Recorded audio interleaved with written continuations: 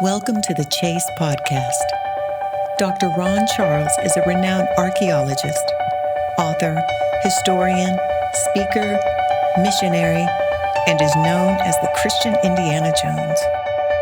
Dr. Charles has spent over 50 years researching and uncovering truths about Jesus Christ and information that proves the historical authenticity of the Bible.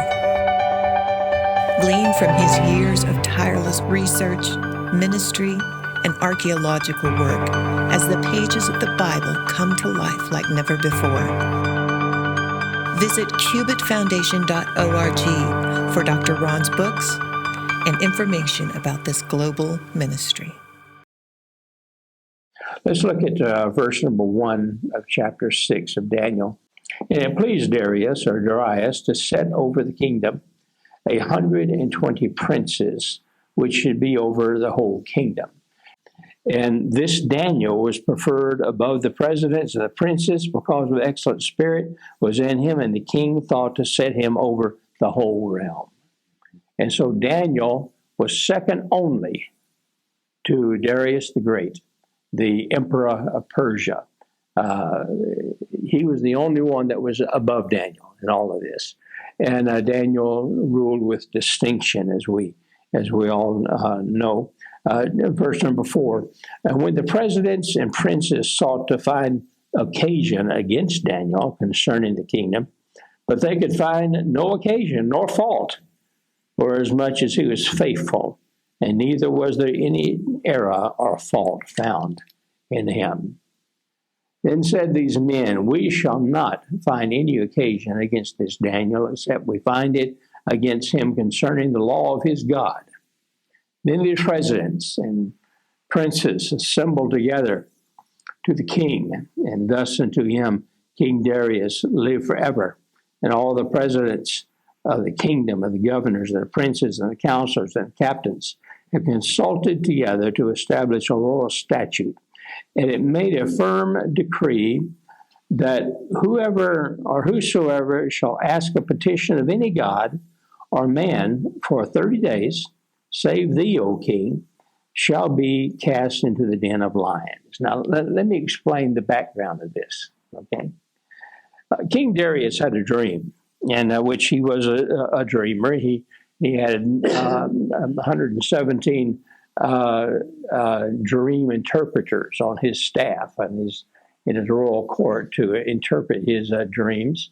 And Daniel was not one of those, but Daniel had already made his reputation about dream procrastinations and interpretations, and so he was above them all, and the king could go to him whenever he wanted to. But Daniel was very dedicated to his God, and as we know, Daniel would open his window and he would face Jerusalem every day, 3 times a day, and pray. Well, they couldn't find anything to get him on, so they said, we'll get him on this. And what had happened is that Darius had a dream, and in that dream, the primary god of the Persians, Marasta Arahas, and the god of war, Vinahashian, were together. And both of them together bowed down to Darius. And as they were bowed down, then he lifted his hand like this, and then he woke up. And all of his dream gazers and interpreters had no idea what it was all about.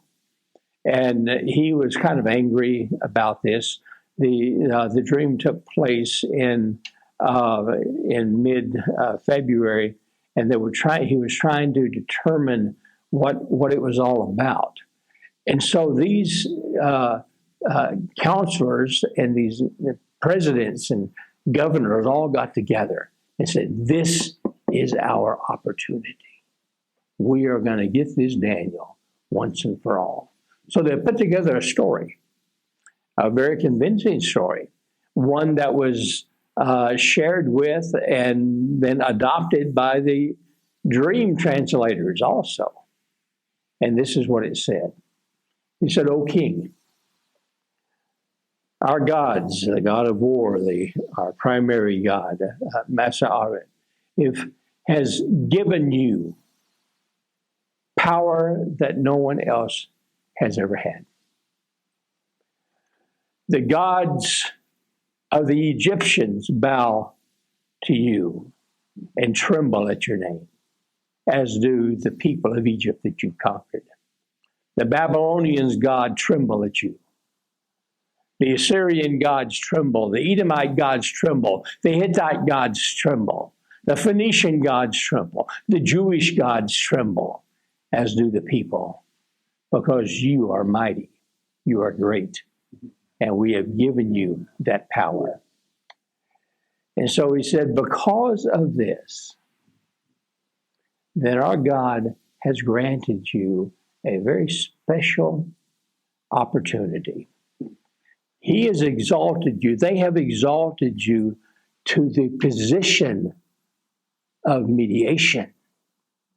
And that for the next 30 days, until April the 6th, the day of Anesu, the day of the sacrifices to the God of war, the lion-headed God of war, then for the next 30 days, only you will have the ability to grant petitions.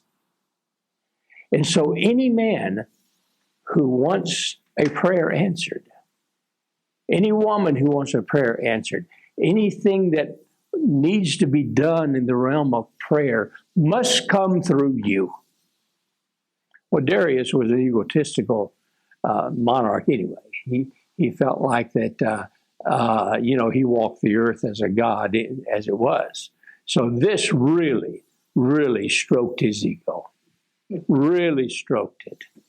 So he signed a petition. It sounded good to him. No one can go to any god. The Egyptians can't pray to their gods.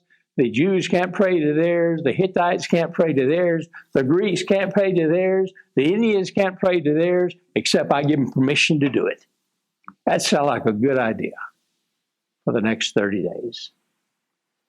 But in reality, when he signed it, the other counselors and presidents knew that this is the death warrant of Daniel. Daniel knew what the order said. He knew exactly what the consequences were, but he was faithful to his God anyway. He continued to bow before his God 3 times a day. And sure enough, as was planned, and as was assumed would happen, Daniel was arrested. Well, the king could do nothing about it. Up to that time, the April 6th celebration each year to the war god, there would be about 1,000 sacrifices made from enemy, Babylonians captured in battle, Egyptians captured in battle, and that type of thing.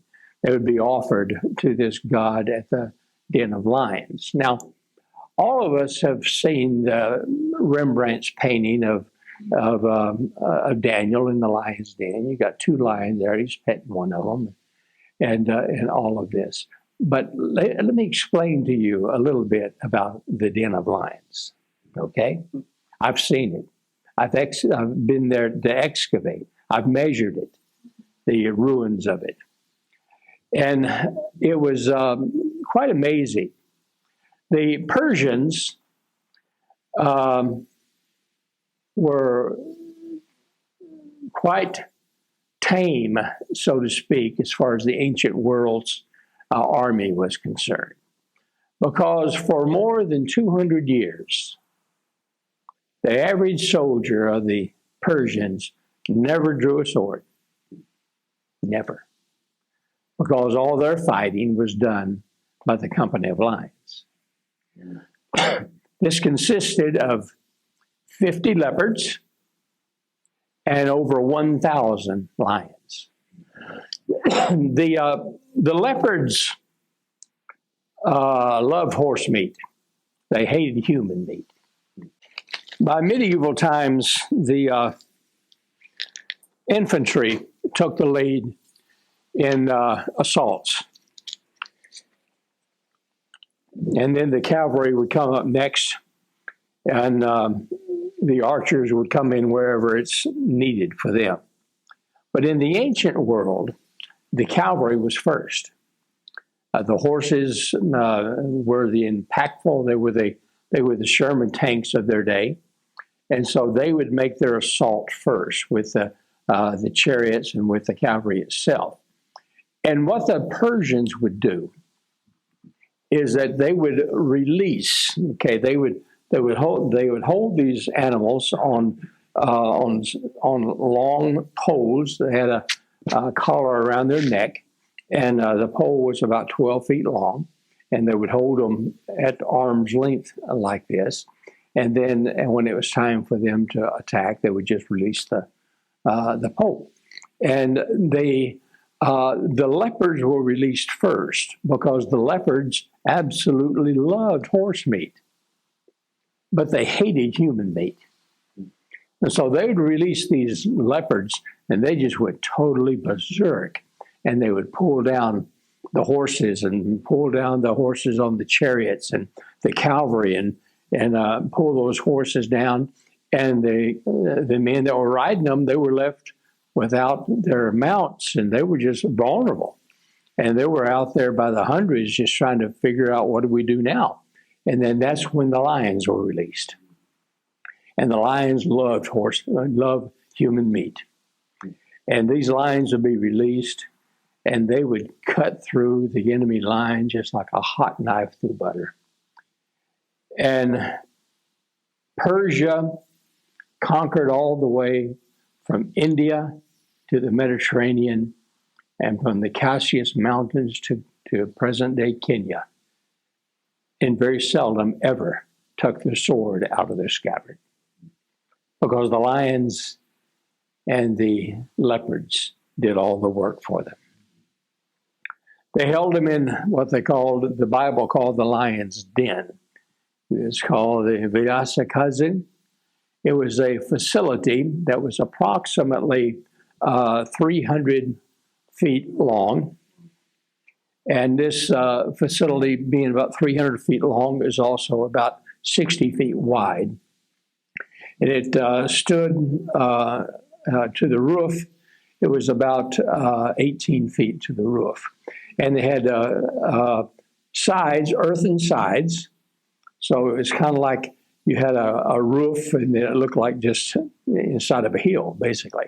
But on the roof, you had ventilation places that you could open up, and that's how you fed the lions, and that's how you put the sacrifices back down in there. And then they had one gate, one door. It was a bronze door in the front, and it had a type of a thing that narrowed down like this from the gate in the front until the gate where one lion or one animal could go through at a time only was about 50 feet. And so the walls would channel these animals. They opened up the bronze gate to the facility, and then the animals would come like this, but then they would narrow down to one at a time. And then at that point, then they would receive their collar and receive the pole to guide them. And then they would guide them out to the field. Now, once the animals were full and they were very satisfied, they would become very docile. So the soldiers would just come up and put the stick back on them and lead them back into the den without any threat of being attacked, because they were full. They were not hungry no more. Now, the lions were kept hungry pretty much all the time, especially if there was going to be a battle anytime soon, and so they were very ferocious, especially when the time came to make sacrifice to the god of war. April 6th was that day, that special day that was given. And April 6th was the day that Daniel had been chosen to be the ultimate sacrifice to the ultimate God of war at this particular day. So no longer on this year would there be 1,000 captives or prisoners given to these lions. This year was specially set aside for Daniel and only Daniel. And can you imagine one man against 1,050 hungry beasts? You wouldn't even get about a mouthful. And so there was would have been tremendous conflict and a tremendous fight for control of that morsel of meat. Darius couldn't do anything about it. Daniel was arrested. Now, the Persian history says that Daniel spent his days from the time of being arrested until the time he was placed in the den of lions. He was kept in a private prison that was in the palace of King Darius, which is probably true.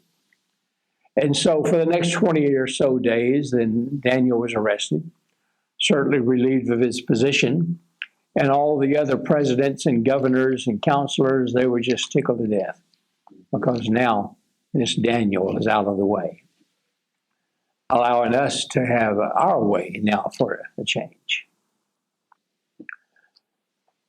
Finally, it was time for Daniel to be placed in the den of lions. You know, the Persians had done a remarkable job with these lions and with these company of lions in their conquest of the world. They would have continued to dominate the world had it not been for Alexander the Great. Alexander the Great paid a trader the equivalent of what is now, in today's money, about $2 million, to feed the lions poisoned meat. And so when it was time for the army of Persia to meet the armies of Alexander, they didn't have the lions with them. They were all dead. And the Persians didn't know how to fight. And Alexander just mopped up his army of 38,000, put to flight an army of 1 million Persians because they didn't know how to fight, because the lions had done it for them for so many years. But now's the time for Daniel to begin to make preparations for be presented into the den of lions as the ultimate sacrifice to the Persian gods of war and to the Persian gods that the people worshipped. I'm sure Daniel sought the Lord on what to do. I'm sure he was expecting something. Maybe he was expecting a big wind to come and blow down the den of lions. Or maybe John Wayne to come riding across the hills with the cavalry to rescue him. Or maybe something as simple as just changing the heart of the king. Or something as simple as the document kind of, you spilled a glass of wine on it and you can't read what it says anymore. Or anything. Daniel was this close to God that he could pretty much dictate what he felt needed to be done. But when the day arrived for the consequences to be dealt with, he had not been delivered. Seeking the Lord, asking what to do, what direction to take. And then the time came, and Daniel had not been delivered. Lord, I ask you to come here at 8 It's now 5, and now it's too late. Daniel was not delivered from that den of lions. He had to go in there. And he had to go into that to face not only the 50 leopards, but the 1,000 starving and hungry lions. And now you can understand why Darius passed the night without any sleep, wondering what had happened, wondering and waiting. From looking at the present day archaeological ruins, the ancient ruins are left. It was a good 15 miles between the den of lions and the royal palace at Susa. So it wasn't as if the king could go check on it a few times a night because it was too far away. But when the sun came up the next morning, then the document that put Daniel there was now expired.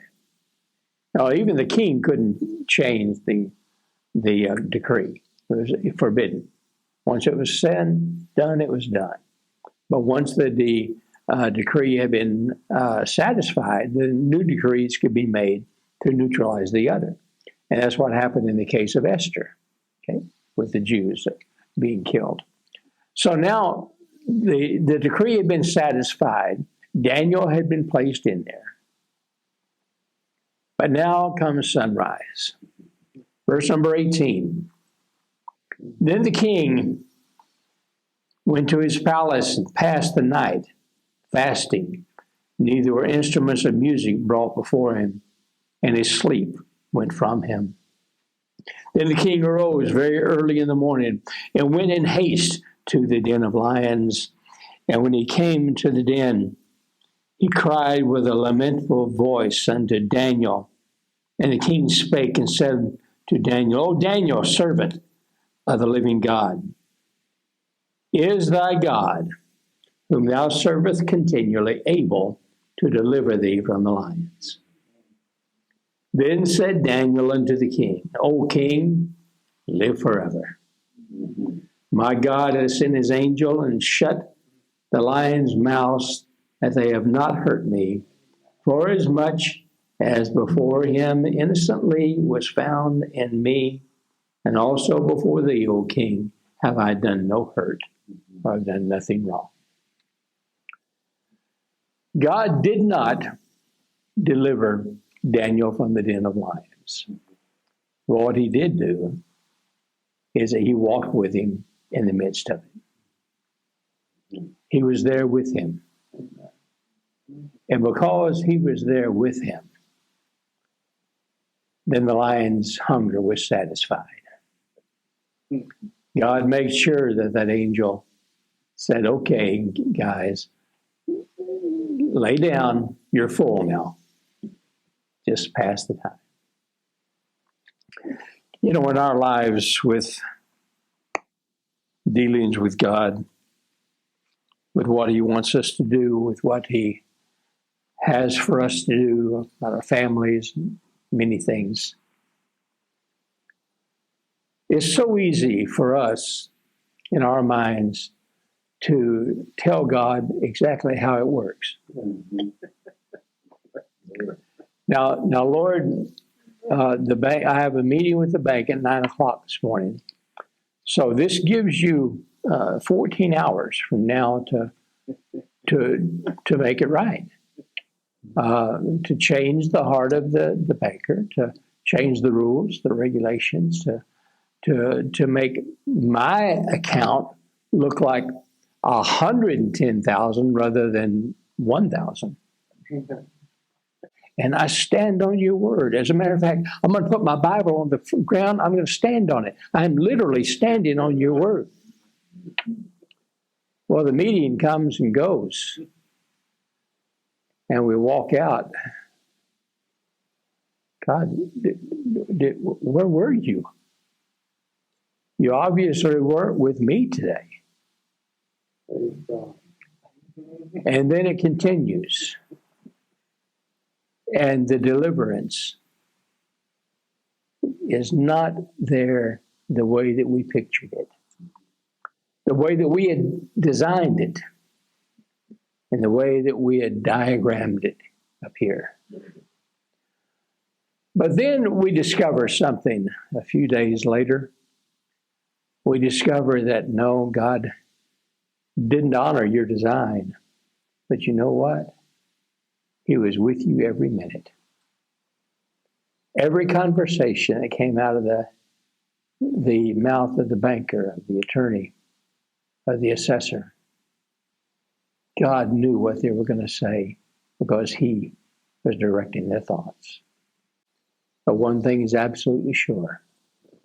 Your God will always be with you in the very midst of the situation. I don't know what you're facing today. What is your den of lions? Is it a sickness? Maybe. A disease? Perhaps. Marriage difficulties? Possibilities there. Legal problems? Maybe. Lawsuits? Maybe there's something with family members that are just not working out the way they should. You may not ever see the victory the way that you envision it happening. But know this, even though he does not deliver you from the lion's den, you have to go through it. You have to file those papers. You have to suffer the consequences and perhaps even suffer the ridicule. Daniel was ridiculed throughout the world as a traitor, as a malicious breaker of the decree of the emperor of the world. And he had to live with that stigma. But God was with him every minute, every step of the way. And then God had the ultimate victory. As Darius made a decree, and the decree is in the same chapter. And let's look at verse number 26. And this is the decree that was made. I make a decree that in every dominion of my kingdom, men tremble and fear before the God of Daniel.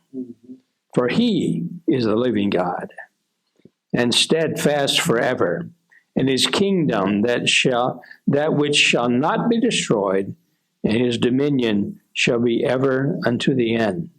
He delivereth and rescueth, and he worketh signs and wonders in the heaven and the earth. And who hath delivered Daniel with the power of the lions, or from the power of the lions. And so, God may not deliver you, but he will be with you. The Chase with Dr. Ron Charles is sponsored by supporters of the Cubit Foundation. Visit cubitfoundation.org for Dr. Ron's books and discover how you can support this global ministry.